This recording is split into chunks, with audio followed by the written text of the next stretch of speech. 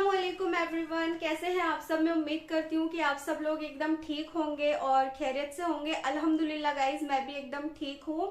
और आप सबने मेरी कल एक व्लॉग तो देखा ही होगा जिसमें मैंने कहा था कि ये मेरी लास्ट वीडियो होने वाली है।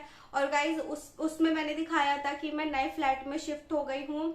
जहाँ पर मैं पहले रहती थी वो मैं खाली करके अभी नए फ्लैट में शिफ्ट हो गई हूँ। और इस फ्लैट में आए हुए मुझे कम से कम 6 महीने हो चुके हैं। और वो जो ब्लॉग आपने देखा है गाइज वो 5 से 6 महीने पुराना है।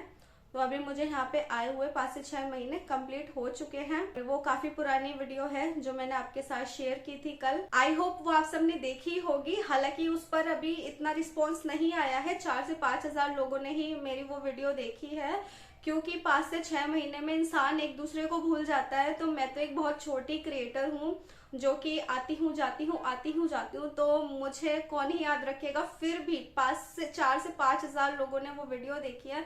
तो 4 से 5 हजार लोगों ने भी मुझे याद रखा और उस पर कमेंट किए। काफी सारे कमेंट मुझे आए हैं कि महविश आप व्लॉगिंग मत छोड़ो, आपने बहुत मेहनत की है लोग यहाँ तक पहुंचने के लिए, मतलब बहुत मेहनत करते हैं जो कि आपने भी की है, तो उसको इस तरीके से जाया मत करो। तो उसके लिए मेरे दिल से बहुत ज्यादा शुक्रिया गाइज, जो आप सबने मुझे इतना प्यार दिया 5 से 6 महीने लौटने के बावजूद भी। सच में मैं बहुत ज्यादा दिल से शुक्रगुजार हूँ इसकी।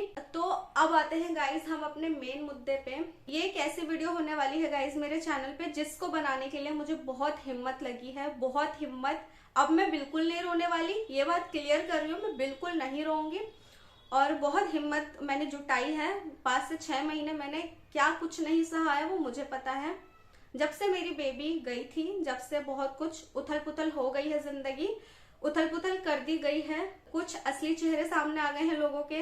तो ये सिलसिला शुरू हुआ नवंबर 2022 से। अपने बेटे को ही बिल्कुल धक्के मार के निकाल दिया गया। क्यों? क्योंकि उन्होंने मुझसे शादी की थी और शादी के सिर्फ 4 से 5 दिन बाद ही अपने बेटे को उन्होंने हर जगह से बेदखल कर दिया था कि हमारी किसी भी चीज में तेरा कोई हक नहीं है। और उनसे जब रीजन पूछा गया क्यों किया, कि तूने शादी कर ली इसलिए, और शादी मुझसे कर ली इसलिए। लेकिन उनका असली रीज़न ये था, उन्होंने अपने मुंह से कहा था कि ये लड़की और इसके परिवार वाले प्रॉपर्टी ना मांगने लग जाएं, हमारे बेटे को भड़का ना दे और हमारा बेटा हमसे ही अपना हक या अपनी प्रॉपर्टी ना मांगने लग जाए। इसलिए उन्होंने गाइस पहले ही शादी के 4 दिन बाद बेदखल कर दिया, क्योंकि उनको औलाद ज़्यादा ज़रूरी नहीं थी, पैसा बचाना ज़्यादा ज़रूरी था। बताती हूँ, हमारा जो निकाह है गाइस वो बहुत सिंपल सादगी के साथ हुआ, तो वो भी रास नहीं आया किसी को। अगर होता कि हाँ 20 लाख 50 लाख कैश देकर या ऐसे करके होता ना, तो सबको रास आ जाता। तो नहीं रास आया, सिंपल सादा निकाह हो गया हमारा। और उनके बेटे के साथ मैं बहुत खुश थी उस वक्त। मैं सच बता रही हूँ कि हमारे पास ना कुछ भी नहीं था उस वक्त, कुछ भी नहीं था कि एक बर्तन तक भी हो या कुछ भी हो, कुछ भी नहीं था गाइज। लेकिन मैं यहाँ पे शो ऑफ नहीं कर रही, ना इस चीज का कोई एहसान जता रही हूँ किसी को। मैं बस एक बात बता रही हूँ कि जो मेरे माँ बाप थे ना गाइज, उन्होंने हमारी इतनी मदद करी। उन्होंने सबसे पहले क्या चाहिए होती है? छत, मेन चीज। ठीक है, बेटियों को तो तुम दहेज में कुछ भी दे दो, लेकिन सबसे पहले क्या चाहिए होती है? छत। तो सबसे पहले मेरे डैडी जी ने हमें फ्लैट दिलाया रहने के लिए, ताकि हम दोनों उसमें सुकून से रह सके।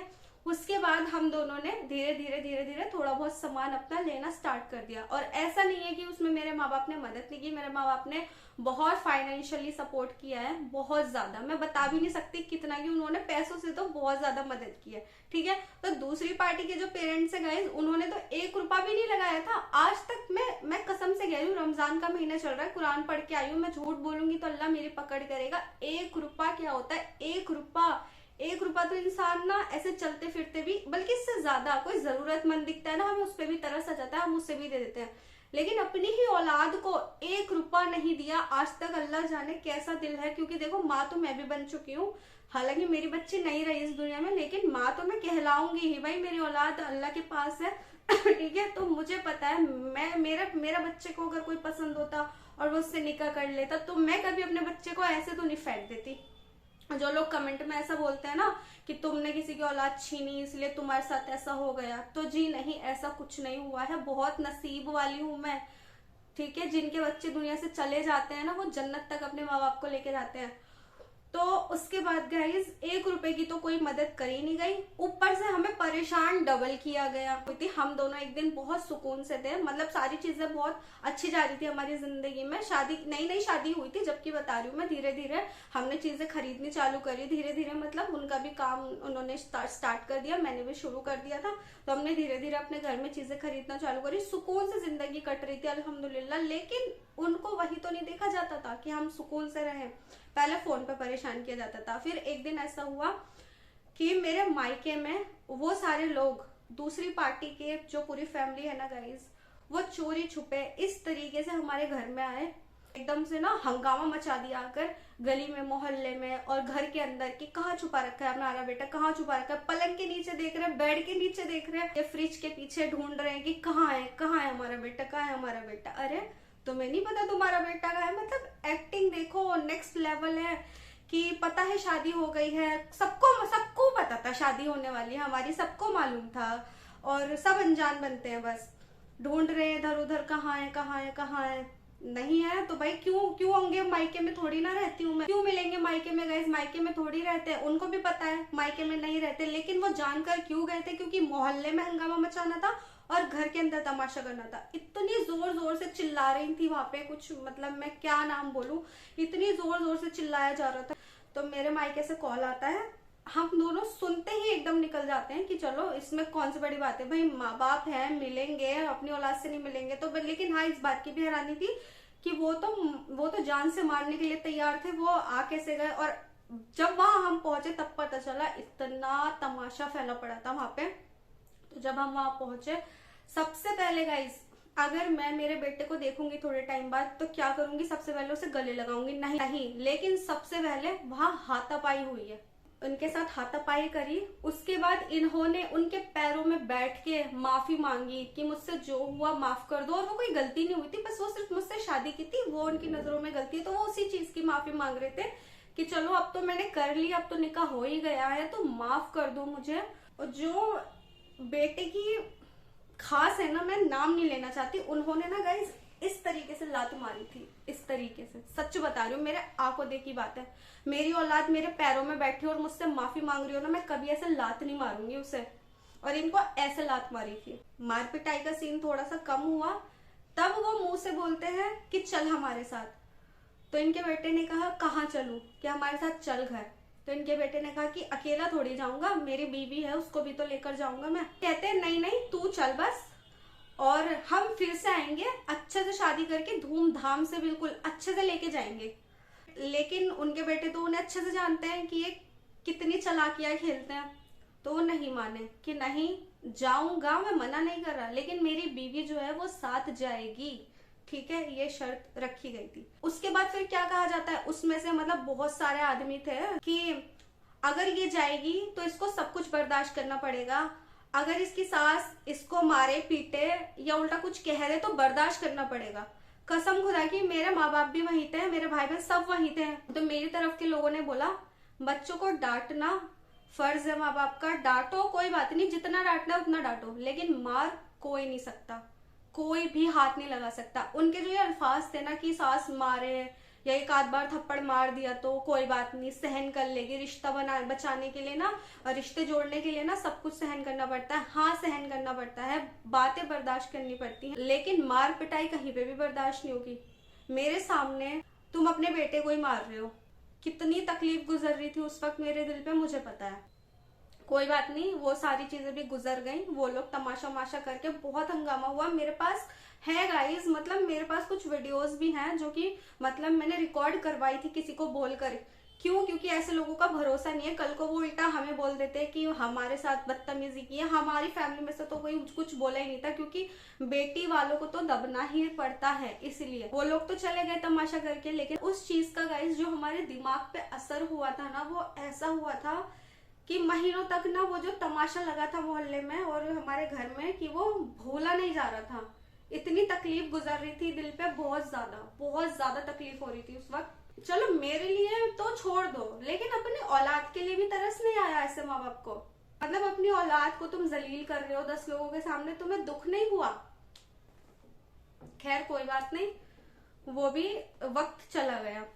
और जब मेरी शादी हुई थी ना गाइस, हर दिन फोन पे की बात की जाती थी कि तू इसे छोड़ के आ जा, तू इसे छोड़ के आ जा, हम तेरी दूसरी जगह शादी करा देंगे, तू दूसरी जगह शादी करा देंगे, इसके तो कभी बच्चे नहीं होंगे। और मुझे ये समझ नहीं आया आज तक कि हमारी शादी को सिर्फ 1 महीना हुआ है और ये वाली बात ये बार बार क्यों कहते थे मेरे हस्बैंड को कि इसके तो कभी बच्चे नहीं होंगे, इसके तो कभी बच्चे नहीं होंगे, तू इसे छोड़ के आ जा, तू इसे छोड़ के आ जा। मुझे नहीं पता वो ऐसा क्यों कहते थे। उसके तमाशे के बाद भी गाइस बहुत सारी चीजें हुई, अब तो मेरे जहन से भी बहुत बातें निकल चुकी है। फिर 1 साल बाद अचानक से क्या होता है, मेरे डैडी के नंबर पे कॉल आता है। कॉल इसलिए आता है कि आपको थाने आना पड़ेगा। और वो कॉल कहाँ से आई थी, जो अदर पार्टी जहाँ रहती है ना दिल्ली के बाहर, वहां से, वहां के थाने से कॉल आती है मेरे डैडी के पास कि तुम्हें थाना आना पड़ेगा, तुमने कैसे किसी के बच्चे को पकड़ रखा है जबरदस्ती। मतलब हद होती है कॉमन सेंस की भी। तुम्हारी औलाद है, तुम अपनी औलाद के साथ बदतमीजी करते हो, उसको जलील करते हो, उसकी आज तक तुमने 1 रुपए की तो मदद कभी करी नहीं थी। तो मेरे पापा ने उन थाने वालों से बात की कि नहीं देखो ऐसा कुछ भी नहीं है। तो फिर थाने वालों ने डायरेक्ट इनसे बात कर ली थी, उनके बेटे से ही। तो उनके बेटे ने कंफर्म कर दिया था कि नहीं ऐसा कुछ भी नहीं है, मैं मोहब्बत करता हूँ, मैंने शादी कर रखी है, मेरी तो बीवी है और अल्हम्दुलिल्लाह हम बहुत अच्छे से खुश भी रह रहे हैं। तो बस वो केस भी वही का रफा दफा हो गया। तो सामने वाली पार्टी की जो नाक है वो फिर से नीची हो गई। तो फिर वो तैयारी करने लगे अगले बार की कि अब अगली बार क्या करना है। 2 साल के बाद गाइस हम शिफ्ट हो गए नए वाले फ्लैट में। जो इससे पहले वाला फ्लैट था ना, मैं वहां की बात आपको अब बताने जा रही हूँ। उस फ्लैट में रहते रहते जब 1 साल और कंप्लीट होने वाला था ना, उससे पहले गाइस मैं प्रेग्नेंट हो गई थी और मेरा उस समय चल रहा था 6ठा महीना। तो 6th मंथ में कॉल आती है कि जो वो अदर पार्टी है वहां पे किसी खास का इंतकाल हो गया था, तो वहां पर जाना बहुत ज्यादा जरूरी था। मैं चाहती, उन्होंने इतना गलत करा था अपने बेटे के साथ भी, मेरे साथ भी और मेरी फैमिली के साथ भी। मैं चाहती तो इनके बेटे से कह देती कि आप भी मत जाना। मेरे जो माँ बाप हैं वो चाहते, वो भी भड़का सकते थे उनके बेटे को कि नहीं नहीं जाना, वो तो इतना गलत ऑलरेडी कर चुकी है, अब गुंजाइश ही कहाँ बची है दिल में। लेकिन नहीं, उल्टा मेरे माँ बाप ने भी क्या कहा, और इनके जो बेटे थे वो तो जाना ही चाहते थे। इनका दिल तो मैं सच बता रही हूँ बहुत नरम रहा है शुरू से, तो जाना चाहते थे। और मेरे माँ बाप ने भी बोला कि हाँ तुम्हें जाना चाहिए, बल्कि मुझे भी जाने के लिए बोला कि बेटा तू भी जा, लेकिन ध्यान से जाना, आराम से जाना। क्योंकि उस समय गाइस मेरा 6ठा महीना चल रहा था, मतलब ऑलमोस्ट ये समझ लो कि 6ठा महीना मेरा कंप्लीट होने ही वाला था, 7वां महीना कुछ दिनों में लगने ही वाला था। इतना दूर है ना जहाँ हम गए थे, बहुत ज्यादा दूर है वो। तो गाड़ी के अंदर बैठे बैठे ना गाइस बहुत ज्यादा मेरी हालत खराब हो गई थी। आप समझ सकते हैं कि 6th मंथ में कितनी ज्यादा दिक्कतें होती हैं। और इतना लंबा ट्रेवल था ना कि हम वहां पे गाइस पहुंचे थे सीधा 12:30 या 11:30 के आसपास हम वहां पहुंचे थे। पहुंचने के बाद हम वहां मिले, सबसे अच्छे से ही मिले ये, लेकिन जो अदर मेन पार्टी थी उनसे नहीं मिले थे, वो थी नहीं उस समय वहां पे। तो जो वहां के कुछ लोग थे उन्होंने हमें खाना वहां पे दे दिया, तो हम खाना ही खा रहे थे। तो जो मेन शख्स है ना गाइस वो आ गई थी वहां पे, और जैसे आई हम खाना ही खा रहे थे वहीं स्टार्ट हो गए। फोन नहीं उठाया था हमारा, शिकायतें, पिछली बातें, पुरानी बातें मतलब निकालनी चालू वहां पे कर दी। तो वहां पे कुछ और लोग भी थे ना, तो उन्होंने भी थोड़ा सा ऐसे बोला कि अरे यार बख्श दो, अभी तो वो अभी तो आए हैं, अभी तो खाना खा रहे हैं, क्योंकि ऑलरेडी इतना लेट हो गया था। तो खाना वाना खाया तो तकरीबन हमें रात के 1 तो बज ही गए थे। उसके बाद गाइज मैं आपको बताती हूँ, अब मैं आपको रियलिटी बताती हूँ। हमारे पहुंचने से पहले ही गाइज वहां पे डिसाइड हो चुका था कि क्या करना है हमें इन दोनों के साथ, पहले ही डिसाइड हो चुका था। हम दोनों अकेले गए थे, वहां पे थे इतने सारे लोग और सबकी नजरें हमारे ऊपर ही थी। खाना खाया, खाना खा के 1-1:30 ऑलमोस्ट बज चुका था, और ये सब लोग पहले ही प्लान कर चुके थे कि मीटिंग बैठेगी ही। जिस रात हम पहुंचे हैं उसी रात ही, सोचो मेरा 6ठा महीना चल रहा था, और 1:30-2 बजे ऊपर उनके एक फ्लोर बना हुआ था, वहां हमें ले गए। और गाइस 4 बजे तक जो तमाशा हुआ है ना वहां पे, मतलब सारी पिछली पुरानी बातें लेकर बैठ गए। और कोई कुछ कह रहा, कोई कुछ कह रहा, कोई कुछ कह रहा, ठीक है। इनके बेटे जो है वो अपना पक्ष रख रहे हैं, वो कुछ अपनी बातें कह रहे हैं। मतलब किसी को भी इतनी सी शर्म नहीं थी कि ये दोनों बच्चे इतना थक कर आए हैं सफर में से, और ऑलरेडी इतना लेट हो गया है, खाना भी जस्ट अभी खाया है। और मेरी हालत सबको पता थी कि मेरा 6ठा महीना चल रहा है, 7वां लगने वाला है, तो इसको आराम करने दिया जाए। नहीं, कुछ आराम जाए भाड़ में, पहले इनकी क्लास लगेगी, ठीक है। तो गाइज वहां पे तमाशा बनाना चालू कर दिया। ये 3-4 मुखिया लोगों को बिठाया हुआ था, वो भी उस तरफ से ही बोल रहे थे। मेरे दिल में अब कोई मलाल नहीं है, मैं जो बोलूंगी देखो सच बोलूंगी। इन्होंने ना बहुत सपोर्ट किया था उस वक्त, हमेशा किया है, मैं क्यों किसी की बुराई करूं, हमेशा सपोर्ट किया है, हमेशा सपोर्ट किया था, हमेशा। तो वहां पर भी बहुत स्टैंड लिया गया। तो गाइस वहां पे क्या कहते हैं पता है, अचानक से कि अब ऐसा है, अब घर जाने की जरूरत नहीं है, अब यहाँ आ गए हो ना, अब यहीं से सीधा चलना घर हमारे मेन ससुराल में। और जहां हम गए थे ना गाइस, वहां इंतकाल हुआ था, तो वो हमारे भी लगते हैं रिलेशन में, उनकी तरफ से तो वो है ही सगे बिल्कुल। तो वो कहने लगे कि अभी के अभी जाना है। तो इनके बेटे भी शॉक्ड में कि ऐसे कैसे, अभी के अभी कैसे चले जाएंगे। आप खुद सोचे गाइस कि ऐसे कैसे चले जाएंगे, हमारी पूरी गृहस्थी बसा रखी है हमने। तो उनमें से एक मुखिया क्या बोलता है, तुम्हारे पास सामान ही क्या होगा, एक गद्दा वद्दा होगा तुम्हारे घर में, कोई नहीं वो तो आ जाएगा बाद में, चुपचाप चलो। और जो मेन लीड है ना, मेन लीड, समझ जाओ मैं किसके बारे में कह रही हूँ, वो कहते हैं एकदम से कि अपने बेटे से कि अगर तू ऐसा सोच रहा है ना कि तुझे मैं लेकर जाऊंगा, पहली बात तो देख हमें तेरी जरूरत है नहीं, हमें किसी की जरूरत नहीं है, ठीक है आपको जरूरत नहीं है, लेकिन हम लेकर जाएंगे, लेकर जा रहे हैं।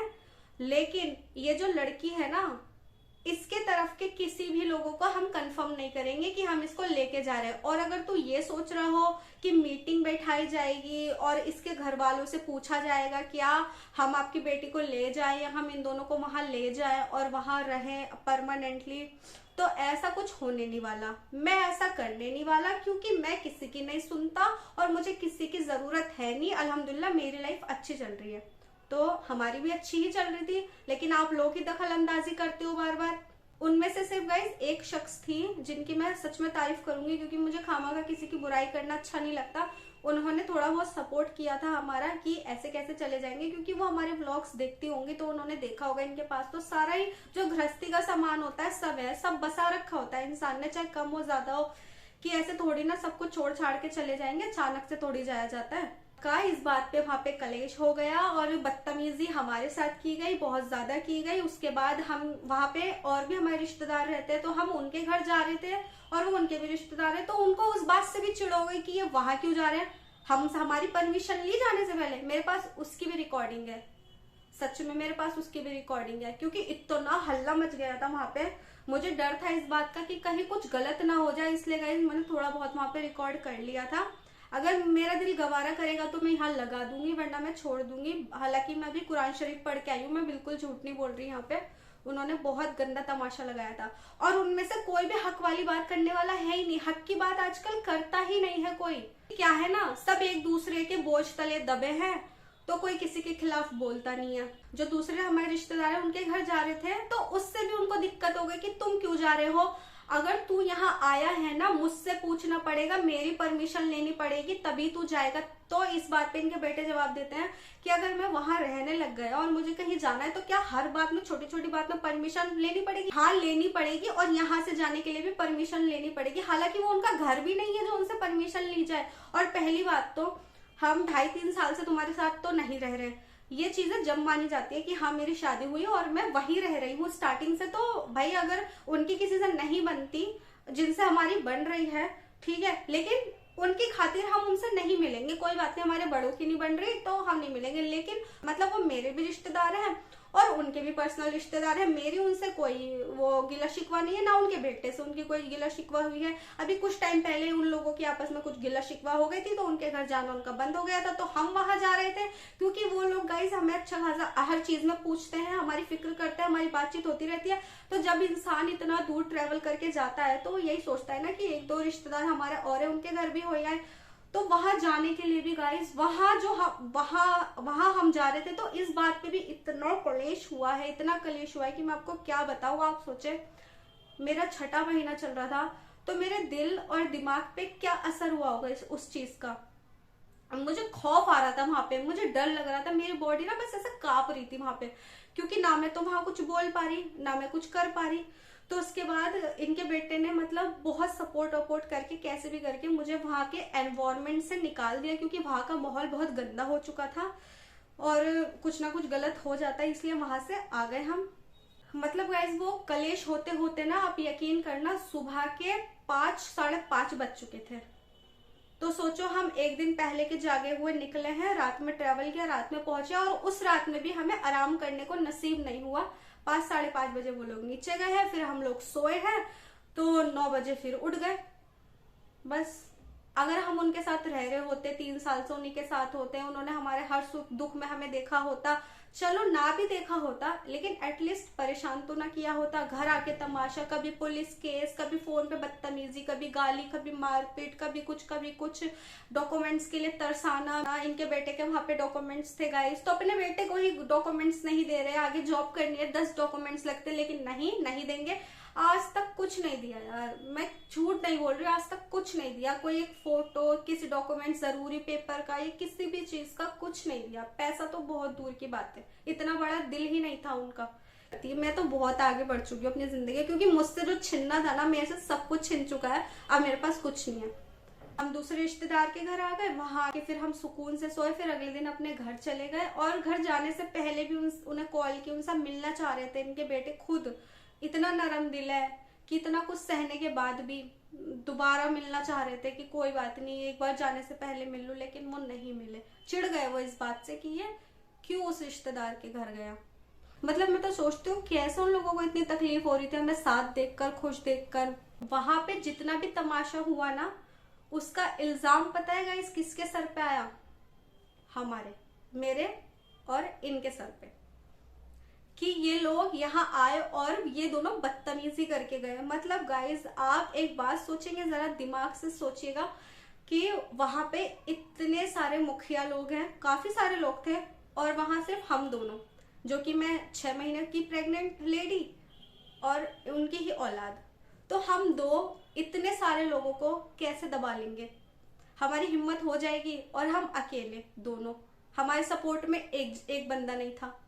तो आप सोचे कि हम इतने सारे मुखिया लोगों का वहां कोई नुकसान कर देते हैं, हम उनसे बदतमीजी कर देते हैं। उनमें से ही गाइस एक जो मेंबर है उस घर की बोलती हैं, तुम मेरे माँ बाप के साथ बदतमीजी करके गए थे, वहां पे क्या तमाशा मचा कर गए थे। इतने तो झूठे हैं कि कभी सच नहीं बताते कि उन लोगों ने क्या किया। मैं यहाँ पे गाइस आपको लगा दूंगी, आप पढ़ लेना खुद। मेरी बच्ची का इंतकाल हुआ था, उस बात की बात है। मुझे लगा कि शायद से उनको तरस आ जाएगा और वो लोग मिलने के लिए आएंगे, क्योंकि हम भी इंतकाल में गए थे, तो शायद वो तो उनकी ही औलाद है, उनकी औलाद का ही खून है, तो वो जरूर उनको तो आना ही चाहिए था। लेकिन वो नहीं आए। सिर्फ क्यों नहीं आए? उनको इस बात की खुशी नहीं हुई बिल्कुल भी कि ये हमारी बहू जो 6 महीने की प्रेग्नेंट है और इनका बेटा, ये बेचारे अपना काम वाम छोड़ के एक आवाज में आ गए, उस चीज की खुशी नहीं हुई। जो हम अदर रिश्तेदार के घर चले गए ना, उससे इनको बुरा लग गया, इनकी नाक नीची हो गई कि ये क्यों चले गए वहां। सारा इल्जाम हमारे ऊपर डाल दिया। मेरा शिकायत करना बनता है, मेरा हक बनता था शिकायत करने का, क्योंकि जब हम हर चीज में चले जाते हैं। और गाइस इससे पहले भी, ये इंतकाल नहीं, इससे पहले भी कई बार मिलने जा चुके हैं। ऐसा नहीं है, इनके बेटे कई बार मिलने जा चुके हैं, और मैं भी गई हूँ। ऐसा नहीं है कि पहली बार ही कहीं मिले हैं, या वो यहाँ आए तो मिल चुके हैं। मेरे हस्बैंड का एक्सीडेंट हुआ था, इतना तमाशा लगा के गए थे, उसके बाद भी अपने बेटे को देखकर ही तरस नहीं आ रहा था। पूरा मुंह सर सब फूटा पड़ा था, लेकिन अपने बेटे को देखकर ही तरस नहीं आ रहा था। ये देख लो गाइस आप, मैंने शिकायत की कि किसी ने आकर नहीं देखा, किसी ने नहीं पूछा, हमारे इतना करने के बाद भी। तो उल्टा क्या कहा गया कि तुम वहां बदतमीजी करने आए थे और तुम्हारी हैसियत है कि तुम्हारी 1 रुपए की भी मदद की जाए। मैंने जब बोला कि किसी ने देखना तो दूर, किसी ने ये तक पूछना जरूरी नहीं समझा कि बेटा किसी चीज की जरूरत तो नहीं है, तो कह रही तुम हो लोग इस लायक, मतलब हमारी औकात इस लायक है कि वो हमें 1 रुपया भी अपना दे सके। समझ रहे गए?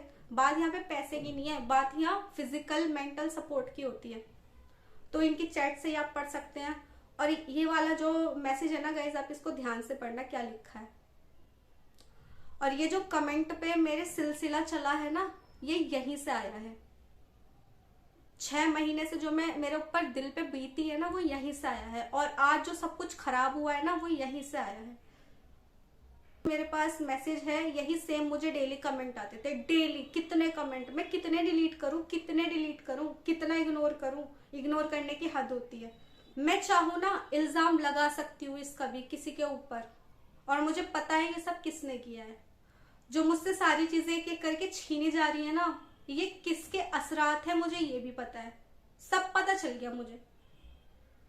मेरी बच्ची कैसे मुझसे दूर हुई मुझे ये भी पता है, वहां मुझे क्या पिलाया गया था मुझे वो भी पता है, लेकिन मैं यहाँ नहीं बोलूंगी उस बात को। मैंने इतने टाइम से वो जो बात है गाइस अपने दिल में दबा के रखी थी। कुरान मेरे हाथ में था जस्ट अभी थोड़ी देर पहले। मैं झूठ नहीं बोलूंगी, अल्लाह मुझे कभी बख्शिश नहीं करेगा। अगर कोई प्रेग्नेंट लेडी है उसको हम दूध या कुछ भी पीने के लिए देंगे तो थोड़ा गर्म करके देंगे, उसमें घी डाल के देंगे, लेकिन मुझे ठंडा पिलाया गया था ऐसे ही। मैं भी बेवकूफ थी, मेरा दिमाग नहीं चल रहा था, या ये कह लो जो हम रात के वहां पहुंचे और सुबह के उन्होंने 5 बजा दिए। मैंने इस बात के बारे में गाइस पहले भी बहुत बार सोचा कि शायद ऐसा ही हो, मैं गलत समझ रही हूँ, ठंडा दूध कच्चा दूध ऐसे ही दे दिया होगा। मतलब मैंने इस बात के बारे में बहुत सोचा, क्योंकि मेरा दिल ना उन लोगों की तरह नहीं है कि किसी पे एकदम से इल्जाम लगा दो कि तुम लोग बदतमीजी करके गए हो इतने सारे लोगों के साथ, 2 जने सिर्फ। तो मेरा दिल ऐसा नहीं है कि मैं किसी के ऊपर इल्जाम लगा दूं। मैंने इस बारे में काफी बार सोचा कि शायद ये मेरा वहम हो सकता है। ऐसा कुछ नहीं है कि जब अल्लाह की होनी रहती है ना, बस अनहोनी वो हो जाती है। मैं अभी भी इस बात को नहीं कह रही कि मैं इल्जाम लगा रही हूँ, लेकिन वो इल्जाम लगा रहा है, मैं इस बात के लिए कह रही हूँ। अगर मैं चाहूँ तो मैं भी इस बात को कह सकती हूँ कि मुझे भी तो ऐसे ठंडा दूध पिलाया गया था, क्या पता इसकी वजह से हो गया है ना। भाई कहने को तो इंसान कुछ भी कह देता है, लेकिन मैं फिर भी नहीं कह रही क्योंकि मुझे सच नहीं पता, मैंने अपनी आंखों से नहीं देखा। बस अब मुझे इतना पता है, मुझे एकदम ठंडा दूध दिया गया था, मुझे गर्म करके या फिर घी डाल के कुछ भी ऐसा नहीं दिया गया था जो एक प्रेग्नेंट औरत को दिया जाता है। हमारे ऊपर बरसात हुई है ना गाइस लोगों की कि तुम अपने माँ बाप कि तुम वहां पे बदतमीजी करके आए हो, दूसरा कह रहा है तुम बदतमीजी करके आए हो, तुम बदतमीजी करके आए हो।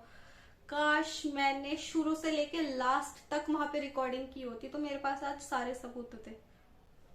मतलब कितनी जल्दी मैनिपुलेट कर लेते हैं ना कुछ लोग। मतलब मैं तो 100 बात की एक बात ही कहूंगी, मैंने पहले भी शायद ये वाली एक बार बात कही थी कि जो स्कूल का प्रिंसिपल होता है ना उसके ऊपर डिपेंड करता है कि स्कूल का स्टाफ कैसे काम करेगा। ठीक है, जो मेन मुखिया है, अगर वो मेन मुखिया ही घर के बड़े अच्छे नहीं है तो भाई उनके जो नीचे के लोग हैं उनसे क्या ही उम्मीद करोगे। वो भी तो उनसे ही सीख रहे हैं ना, तो वो भी उनके जैसे होंगे। इसीलिए मैं तो अब इस चीज पे बहस ही नहीं करती। मैं तो बहुत आगे बढ़ चुकी हूँ अपनी जिंदगी, क्योंकि मुझसे जो छीनना था ना मेरे से सब कुछ छिन चुका है। अब मेरे पास कुछ नहीं है।